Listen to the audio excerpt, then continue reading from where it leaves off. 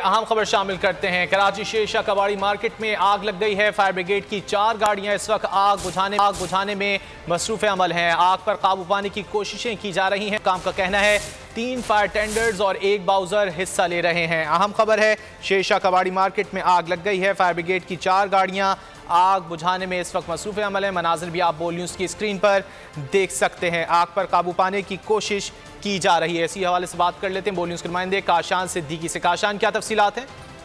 जी बिल्कुल, शेरशाह कबाड़ी मार्केट में आतिश का वाकया पेश आया है। फायर ब्रिगेड की कुल 4 गाड़ियां जो हैं वो मौके पर पहुंच गई हैं। फायर ब्रिगेड हुकाम की जानिब से बताया गया है 3 फायर टेंडर और 1 बाउजर जो है आग पर काबू पाने पर मसरूफ है। मैं आपको साथ साथ ये बता चलूँ, फायर ब्रिगेड हुकाम की जानिब से मजीद बताया गया है आग पर काबू पाने की मुकम्मल तौर पर कोशिश की जा रही है। बट जो है आग अभी अपने काबू में नहीं है। मजीद 1 और फायर टेंडर जो है हुकाम की जानिब से रवाना किया जा रहा है। आग जो है उसमें देखिए आग बताई जाती है, इसको काबू पाने के लिए फायर फाइटर की जानिब से तमाम इकदाम किए जा रहे हैं। जी।